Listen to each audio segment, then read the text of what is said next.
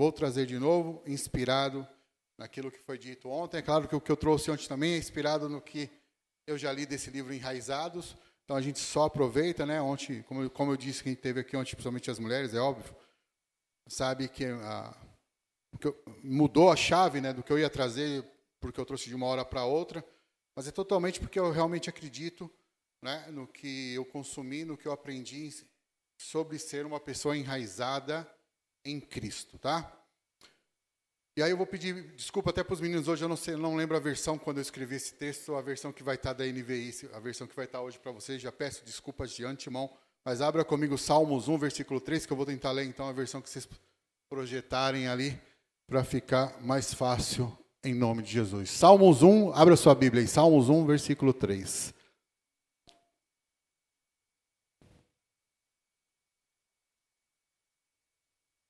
Vamos ler pela sua, que acho que a minha está diferente. Vamos lá. Diz assim o texto: é como a árvore plantada junto a ribeiros, dá fruto no tempo certo, e as suas folhas não murcham. Tudo o que ele faz prospera. Continua. Não é o caso dos ímpios. São como palha que o vento leva. Amém? Na minha versão diz que tudo o que a gente faz será bem sucedido, né? Então, nós somos como árvores plantadas junto à corrente de águas, que no seu devido tempo dá o seu fruto. Essa é a versão que eu tenho. E esse ano é um ano que a gente está sendo chamado para dar fruto. Você é chamado para dar fruto. Só que só pode dar fruto quem é enraizado. Aí até começa aqui, eu lendo ontem à noite, e primeira pergunta, né? Por que os enraizados duram? Aí eu fiquei pensando, poxa, é verdade, por que as pessoas não ficam ou não permanecem, ou tem tanta crise de permanecer na vida cristã? Eu não vou falar nem de placa de igreja aqui, particularmente algo bem resolvido na minha vida, essa questão de permanecer ou não na placa da igreja XPTO. O que importa para mim é permanecer na presença de Cristo. Né? Se quiser pertencer a essa família, se você acha que Deus te plantou aqui, fique aqui, permaneça aqui, e Deus vai abençoar, como vai te abençoar em qualquer outro lugar que Ele te plantar. Né? Mas por que as pessoas ficam? Porque são pessoas que geraram raízes.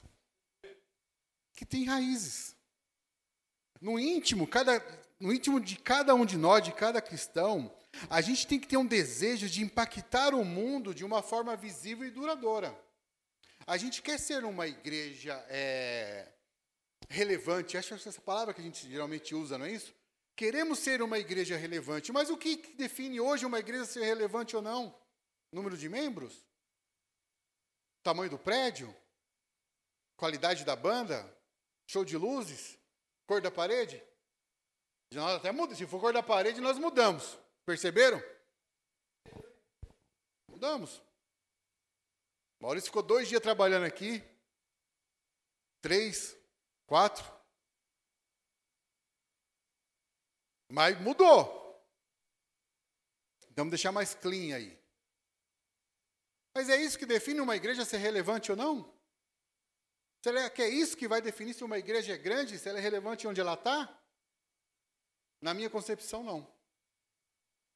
Na minha concepção, uma igreja é relevante quando ela consegue gerar que estão enraizados, que estão firmes, que permanecem, que não abandonam a obra por qualquer coisa, por qualquer mimimi, por qualquer dodóizinho.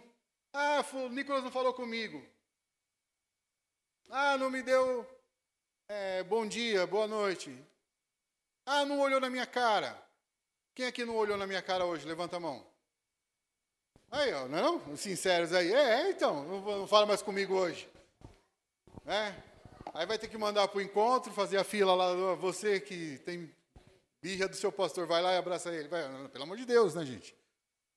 A gente é crente maduro para isso. Então, uma igreja relevante é uma igreja madura. Só que a gente só é madura se é enraizado. Nem sempre aquilo que é bonito por fora é enraizado para dentro, meu irmão. Tem muita árvore bonita por fora, se bater um vento, ela cai.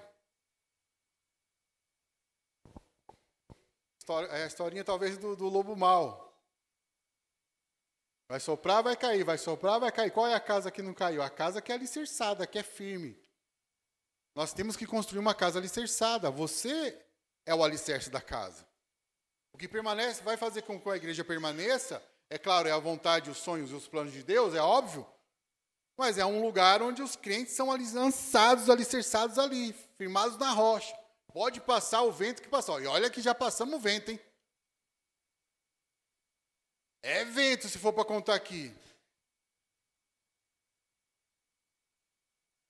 Mas por que a gente permanece? Aí, por que os enraizados duram? Porque entendem que não se trata de nós, mas se trata dele. Então a gente cresce nele. A gente não está preocupado em ser relevante por aparência. Porque se for por aparência, meu irmão, nossa fachada é feia.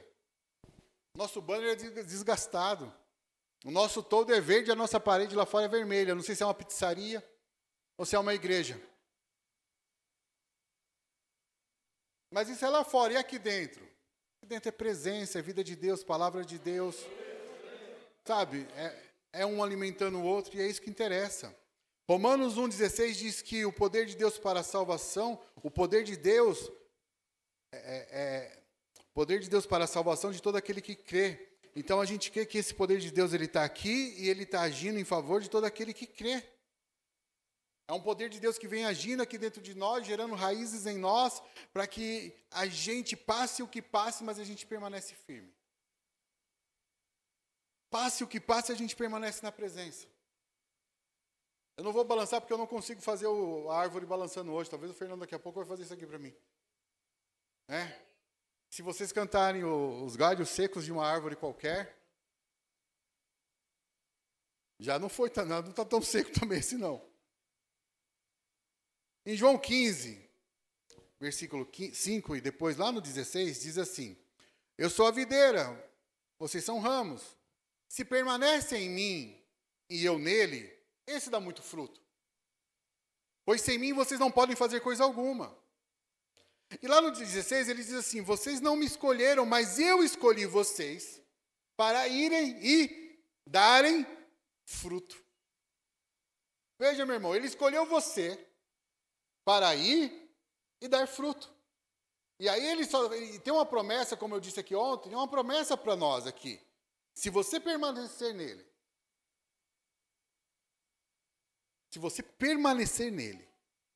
ele vai fazer com que você dê muito fruto.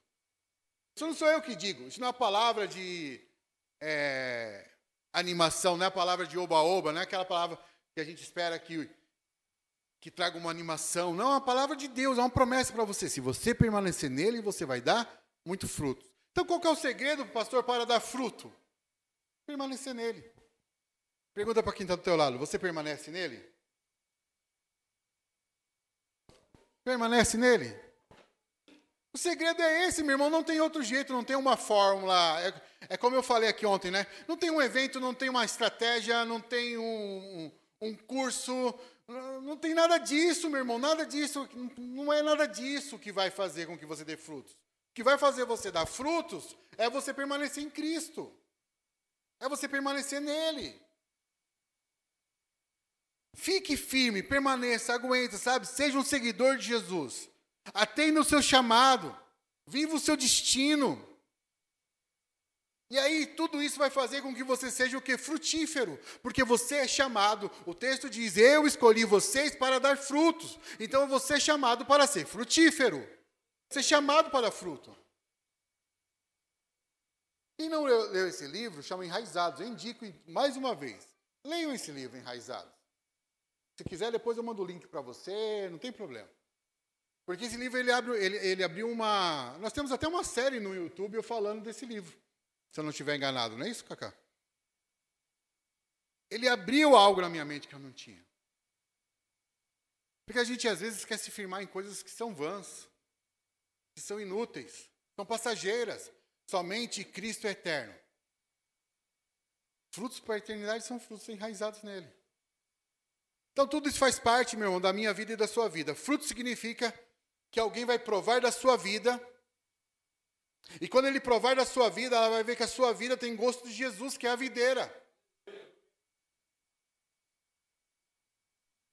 Eu não vou falar para você provar da sua vida, prova aí da vida do seu irmão agora, que eu não sei qual a reação que você teria, né? A gente não sabe qual que vai ser lá. Imagina, a Tamires de repente vai e morde o Fernando para provar, né? Para ver se ele tem gosto de Jesus.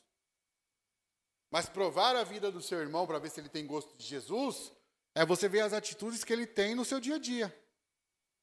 Nos seus cotidianos, nas dificuldades, nos testes, nas provas da vida. É essa hora que você prova a vida de alguém para ver se ele tem gosto de Jesus.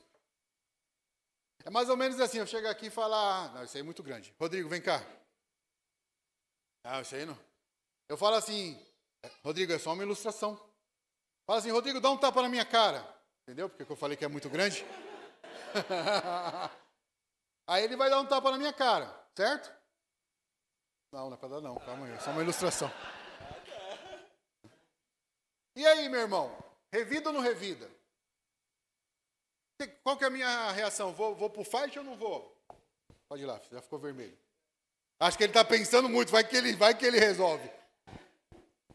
Qual que é a minha reação diante disso? Claro que isso é só uma ilustração, é óbvio que isso não vai acontecer. Mas ele está me testando. Estou numa condição onde eu estou sendo testado. Qual é a minha postura diante disso? Aí você vai falar, pastor, é muito fácil falar da outra face. Mas eu não estou falando que é fácil, eu estou falando que é teste. O que Cristo faria no meu lugar?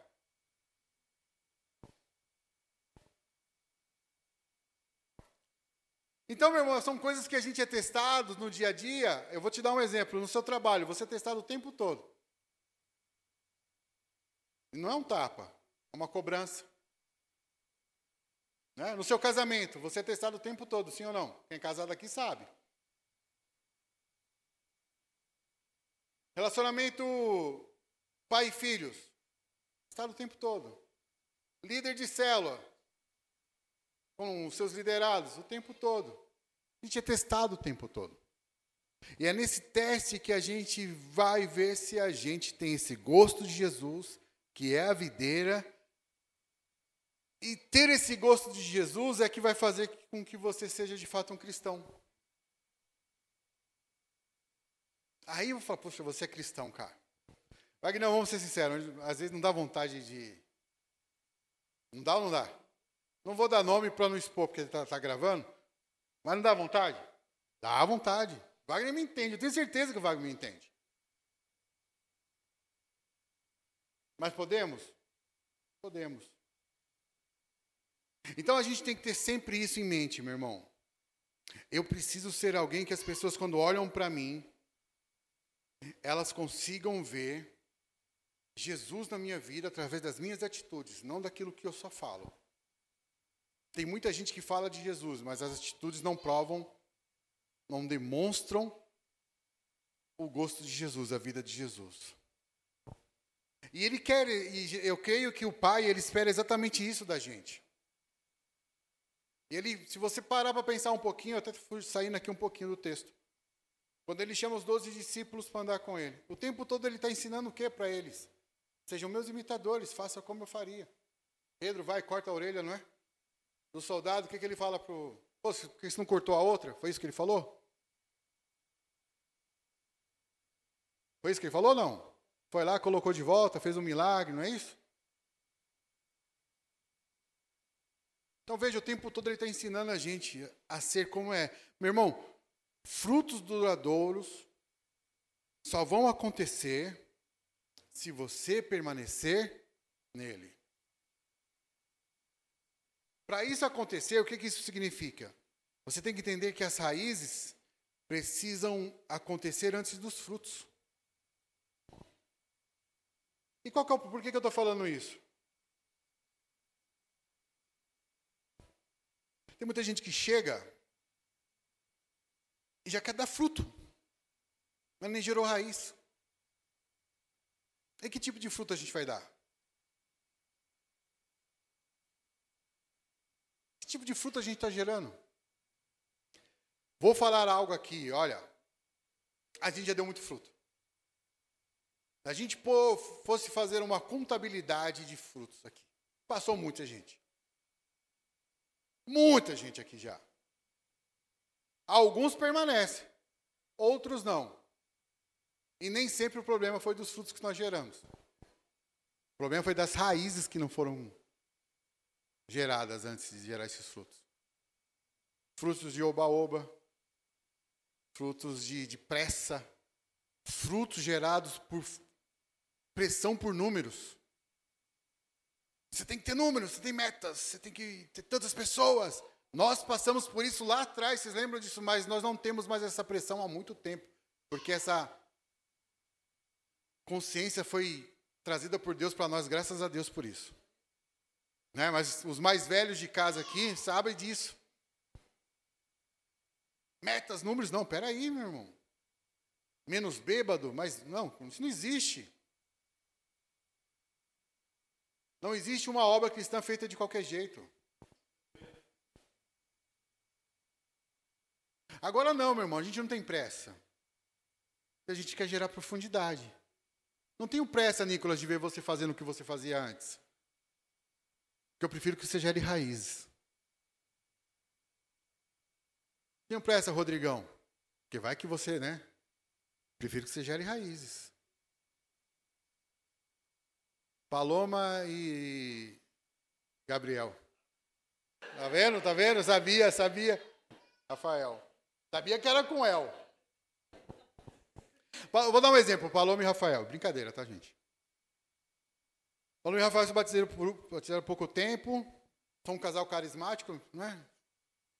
Mal sabe o que vocês passam em casa, né? Mas antigamente era assim, chegaram, estão felizes, estão rindo. Não, vamos colocar esse povo já para trabalhar, não vamos perder tempo.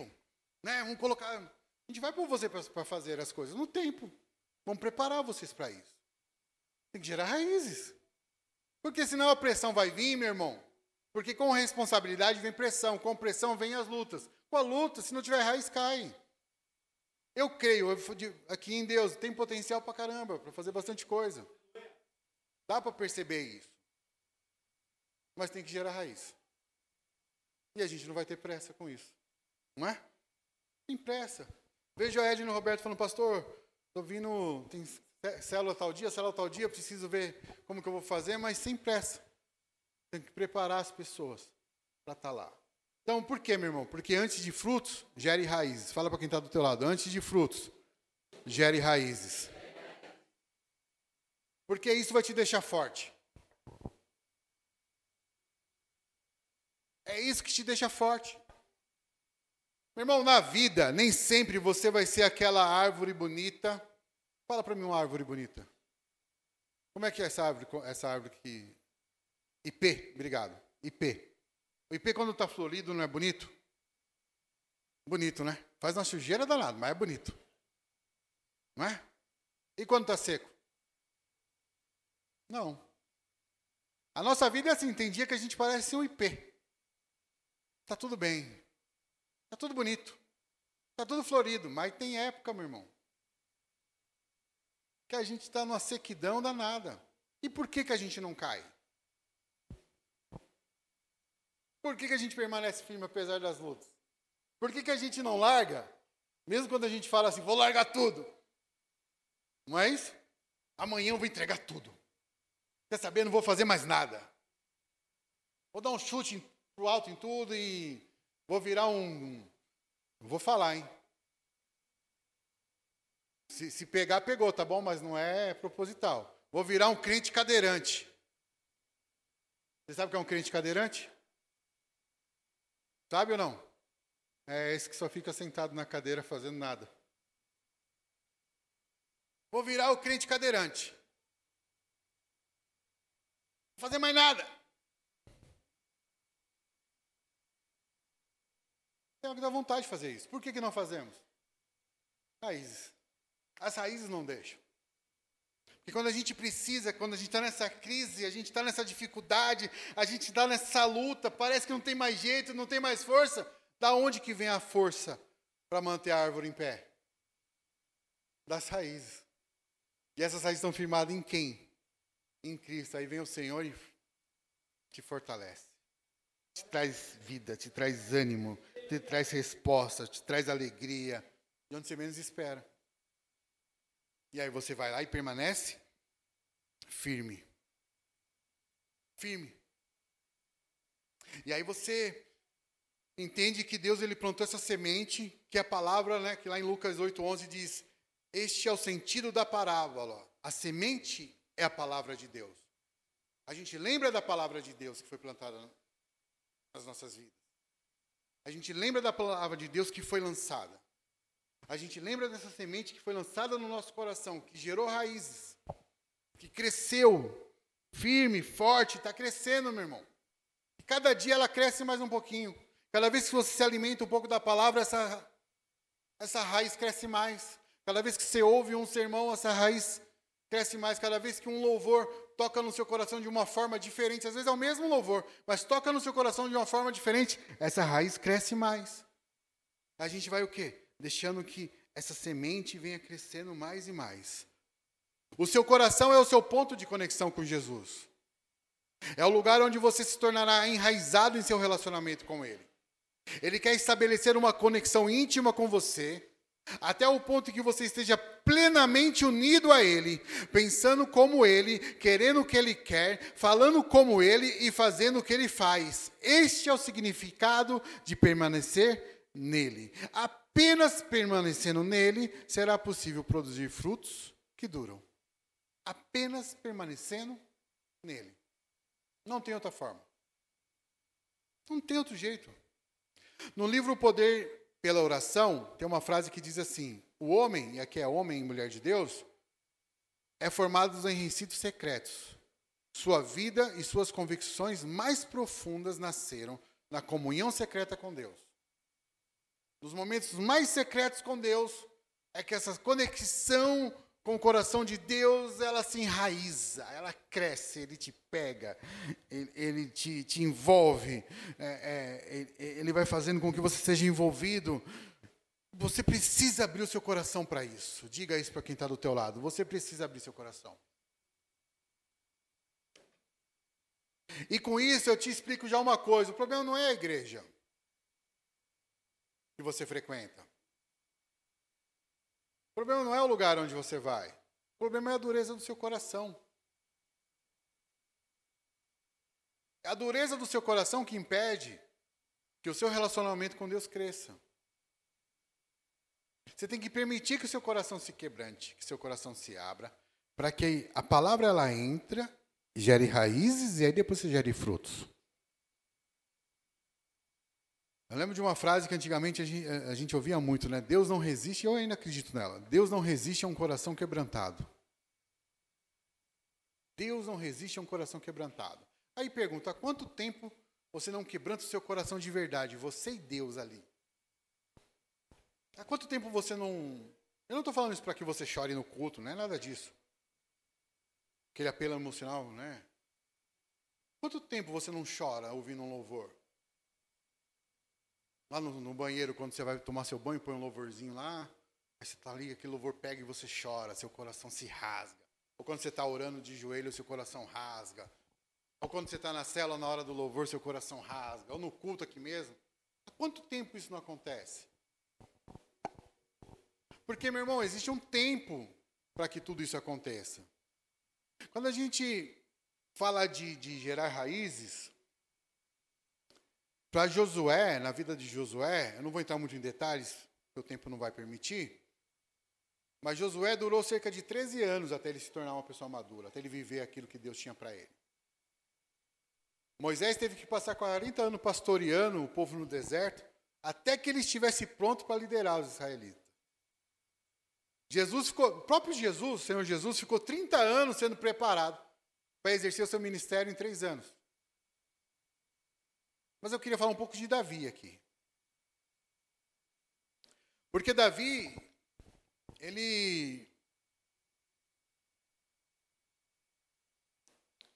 a gente acredita que ele recebe essa semente, né, no coração de Davi por volta de 10 a 13 anos. Que é quando o profeta Samuel, que era o cara da época, vai lá na casa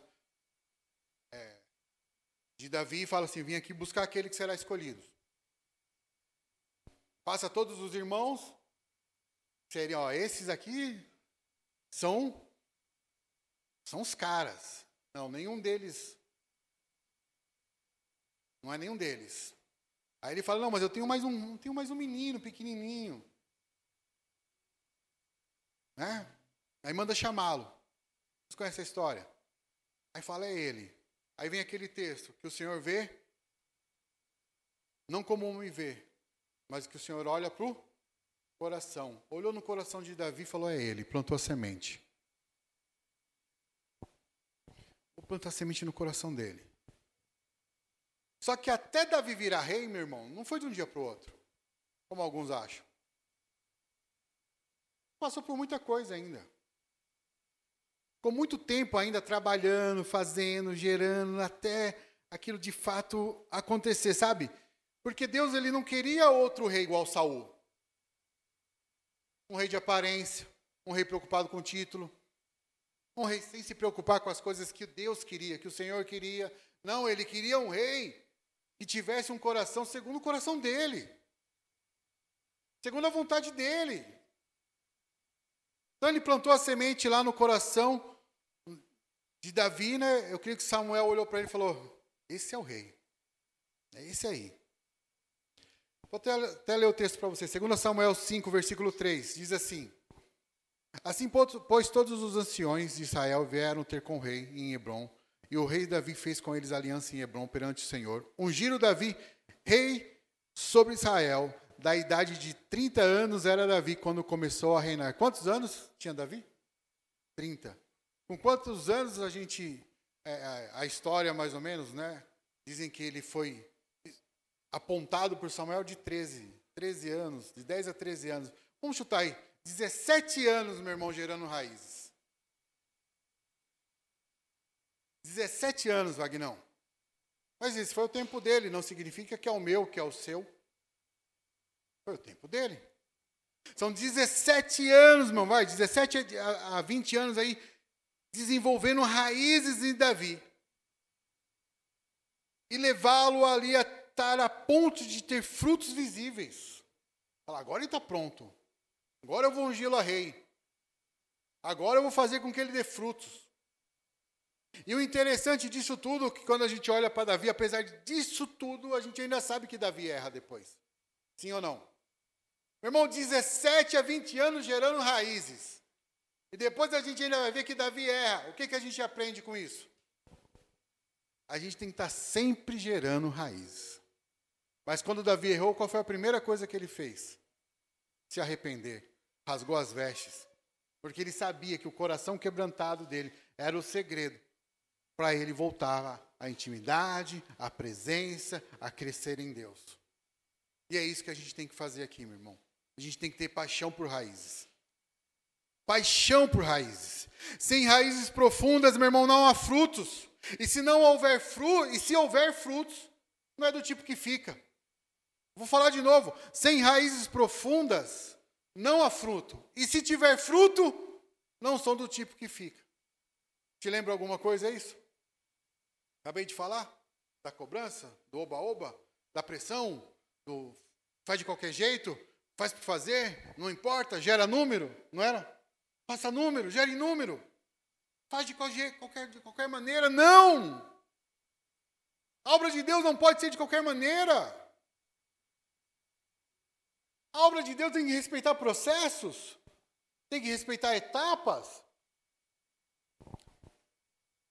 Olhando, Fernando, vou usar como exemplo, tá? Vem cá a árvore, mais ou menos galhos secos. Fernando, já foi mais seco, né? Fernando seminarista. Em um ano tinha que ter quantas igrejas? Quantos núcleos? Quantos pontos? Quantas células? Quantos casado com filho recém-nascido? Quase perdeu tudo. Ganhando R$300, pagando condução, pagando o almoço, indo para onde você tinha que ir. Não aguenta, meu irmão. Eu estou trazendo peso. Ah, mas é a obra. Meu irmão, o fardo é leve e suave. Põe no teste, tira no teste. Põe no teste, tira no teste. Põe no teste, tira no teste. Meu irmão, quando eu fico nesse põe no teste, tira no teste, eu estou pondo pressão. Será que ele está pronto para pressão? A última vez que a gente colocou, estava pronto. Aí viu que não dava. O que a gente fez? Tira o pé. A última conversa que eu tive com ele, meu irmão, a hora vai acontecer. A hora que tiver que ser, vai ser. Porque não é teste, é resposta. O maior teste que ele tem é a resposta.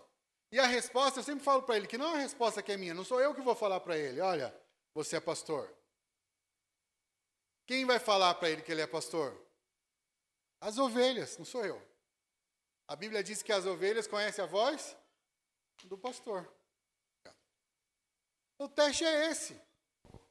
É as pessoas olharem para ele e começarem a ver o quê? Tem Deus. Tem vida de Deus. Homem de Deus. Gosto de Deus. Espera aí. Tem potencial para liderança. Consegue fazer. Então, assim, é tempo, mas tem um tempo para isso acontecer. Que o tempo que a gente tem de Zoe é o tempo que você está no teste. Você veio para cá como seminarista? A gente estava lembrando até ontem isso, eu e a Tami lá em cima.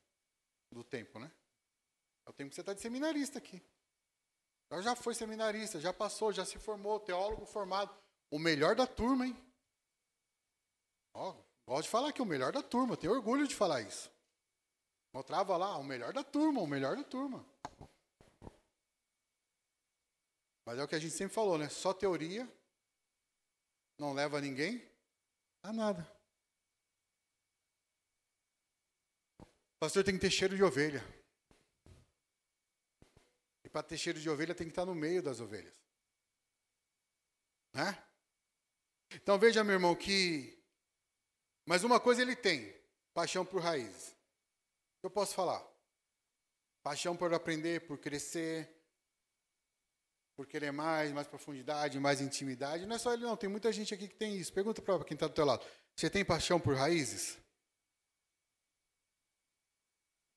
Aí você fala, não sei, vocês estão comigo, vocês estão entendendo? Lucas 8:13. Parábola do semeador.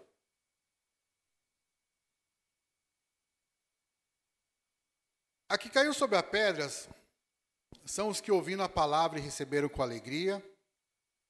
Esses não têm raiz. Quem apenas por algum tempo e na hora da provação se desviam. Essa é a minha versão, tá? As que caiu entre espinhos são os que ouviram e no recorrer dos dias foram sufocados com os cuidados, riquezas e deleites da vida. Os seus frutos não chegam a amadurecer. Inicialmente, meu irmão, todo mundo vai receber a palavra com alegria, com ânimo. Mas não se trata só de receber a palavra. Se trata de permitir que a palavra cresça em nós. Porque se a palavra não crescer em nós, a gente nunca vai ter gosto de Jesus. Tem que crescer em nós, essa palavra tem que enraizar. Falei ontem que o nosso papel é lançar semente, e esse é o nosso papel mesmo. Se vai entrar, se os espinhos vão sufocar, se as aves vão comer, aí eu já não tenho mais o que fazer. Mas eu continuo lançando semente. Certo? Porque eu não sei como está o coração de cada um. Aqui hoje, por exemplo, vou chutar um número, 30 pessoas. Você acha que todo mundo está recebendo o que eu estou falando? Se eu achar que todo mundo está recebendo o que eu estou falando, isso é uma utopia. Porque tem gente pensando, o que eu vou comer no almoço? Tem gente pensando que hora que acaba o culto. Tem gente pensando, o que vai acontecer daqui a 5 minutos. Nem todo mundo recebe a palavra. Mas o meu papel é o quê? Lançar a palavra. E eu sou bem resolvido com isso, fiquem tranquilos. É o meu papel. Por quê? Porque se 2, 3, uma pessoa permitir que ela entre, eu já alcancei o resultado que a gente queria. Eu entendi que chegou lá, que essa pessoa entendeu, que ela vai crescer. Porque, meu irmão, uma coisa na vida cristã é fato, qualquer um começa a caminhada. Mas não se trata de começar, se trata de quem vai terminar. Não se trata de como você começa, meu irmão, se trata de como você termina. Muita gente começa e desiste no meio do caminho. Muita gente começa e para. E a vida cristã, o que importa, a Bíblia, Paulo fala isso, né? É como você termina a corrida. Terminei a corrida, combati o bom combate, guardei a fé. É isso? O que eu estou chamando você aqui é para viver uma vida que não é só um oba-oba de começo. É uma vida que vai até o final. E o final ele é relativo nesse ponto, porque o nosso final é eterno. Então, se o nosso final é eterno, a gente não consegue nem determinar. É um final aqui dessa nossa vida do hoje. Mas quando o Senhor Jesus voltar, nós estaremos com Ele para sempre. Amém? Então, a grande questão aqui, meu irmão, não é o quão forte você começa a correr em direção ao chamado de Deus. Tem muita gente que começa, desculpa o termo que eu vou usar, parece aquele cavalo forte, com aquela arrancada forte. Mas o quão forte você vai terminar, vai manter essa corrida? Nem aparências, nem sucesso de curto prazo impressiona Deus, meu irmão. Aparência não impressiona Deus, sucesso de curto prazo não impressiona Deus. O que impressiona Deus é o seu coração. Deus hoje, quando Ele está olhando para nós aqui, Ele está olhando para o nosso coração. Porque no final, Ele quer falar para você aquilo que está em Mateus 25, eu vou falar de uma forma bem simples. Muito bom. Servo bom e fiel. Ele quer olhar para você e falar isso. Você foi um servo bom e fiel. Para ser um servo bom e fiel, é um servo que permanece. É um servo que vai até o final. É um servo enraizado. É um servo que não larga por qualquer coisa. Que não abandona por qualquer coisa. Sabe, o processo aqui, meu irmão, é... Olhando para a vida de Davi, voltando ali, o livro fala disso, ele fala de um negócio chamado 3 solos, que eu acho importante até colocar hoje, antes de ir para a ceia. E o primeiro solo que eu creio que a gente entra nesse processo de enraizamento é o solo da intimidade. A primeira coisa que o Senhor quer gerar conosco é intimidade. Porque é essa intimidade que vai fazer com que essas raízes vão crescendo.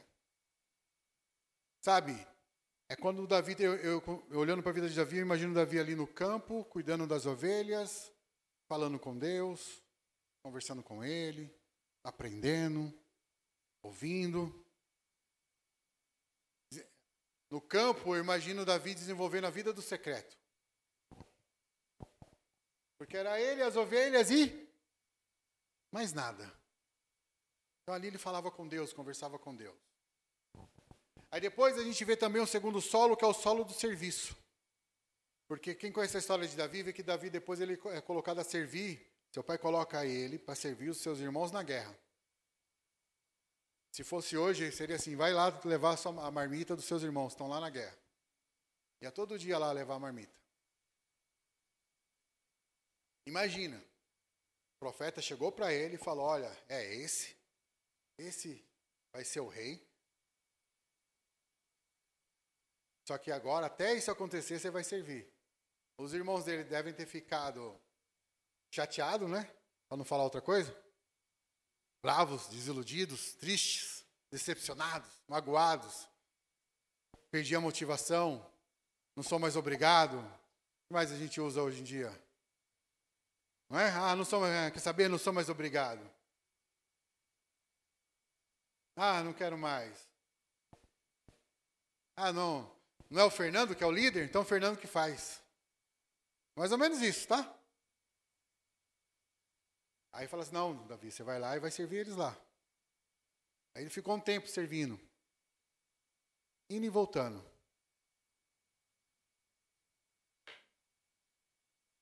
E aí o terceiro solo é o solo já é um solo de comunidade, que aí ele já é rei. Ele vai para a caverna, junto os 400 homens, começa a servir agora, viver uma vida de comunidade. Irmão, uma vida de enraizamento, ela vai nos levar a 3 coisas. Eu vou encerrar por aqui. Primeiro, uma vida de intimidade. Segundo, uma vida de serviço. E terceiro, uma vida de comunidade. Não tem como. Não tem como ser diferente disso. Vida de comunidade é você viver uma vida de célula, é você viver uma vida como teve ontem no evento do Elas, é você viver uma vida aqui no domingo de manhã, é você viver uma vida na semana dentro da sua casa, na sua família, é você viver uma vida no seu trabalho. Só que quando você estiver em todos esses lugares, você continua tendo o gosto de Jesus. Você continua tendo a mensagem de Jesus. Você continua sendo a representação viva de quem Deus é. Tudo aquilo que Ele representa. Se Davi foi, colocar dessa forma, plantado nesses 3 solos, por que eu não seria? Né? Eu vou falar por mim, vai. Hoje, talvez a minha maior dificuldade, às vezes, por incrível que pareça, é sair do meu lugar de segurança. E o meu lugar de segurança hoje, que é um lugar que não me faz bem, se chama isolamento. E o meu lugar de isolamento é o lugar que mais destrói minhas raízes. Porque esse isolamento, além de ser um isolamento social, é um isolamento de tudo. Não quero pensar em nada, não quero ver nada, não quero falar com ninguém. Eu vou colocar por mim, porque eu sei que é só eu que tenho isso aqui, né? Só eu tenho isso aqui. Aí eu me coloco nesse lugar de isolamento, me fecho. Meu irmão, vou falar, eu nunca aprendi nada indo para esse lugar de isolamento. Eu já aprendi coisas tendo um momento de solitude, que é totalmente diferente de isolamento. Solitude é o momento que eu estou a sós com Deus. Eu e Deus. Isolamento é quando eu não quero ver ninguém. E posso ser sincero? Nem Deus. Porque a gente enche a cabeça de um monte de coisa e não está enchendo a cabeça de nada. Você está na TV, vou falar por mim, eu estou na TV, no notebook e no celular ao mesmo tempo. Estou prestando atenção em quê? Estou absorvendo o quê? Estou enraizando o quê? Essa hoje é a minha maior luta como pessoa. Isso que eu falo, sou humano, não consigo ser perfeito. Nunca menti isso para vocês aqui, não vai ser diferente hoje.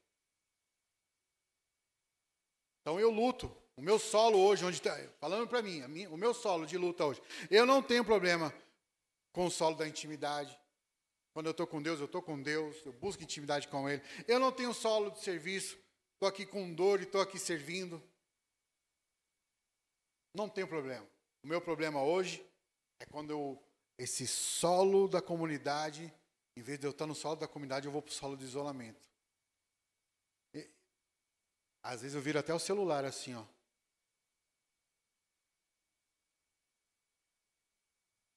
Só que isso não me faz bem. Eu sei, falando por mim, eu sei que isso não me faz bem. Então eu tenho que sair. Tenho que sair. Tenho que voltar. Por quê? Porque eu sou chamado para estar na comunidade. Eu tenho um chamado para isso. De novo, o pastor tem que ter cheiro de ovelha. E eu estou com vocês. Luto para estar com vocês. Brigo para estar com vocês. É ou não é?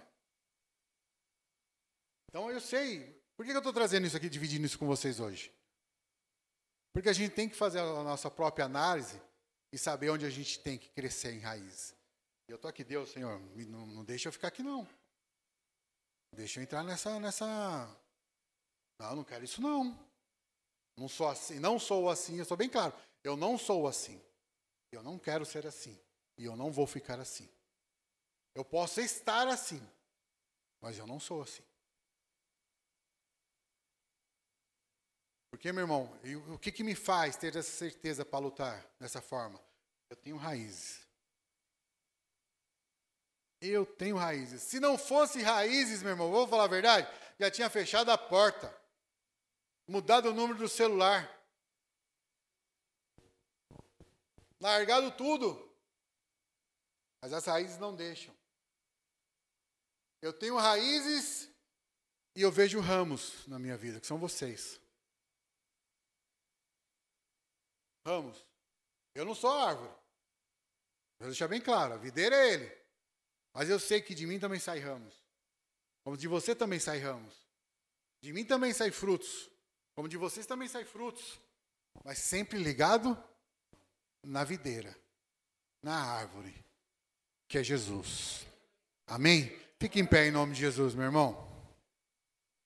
Vocês entenderam a mensagem?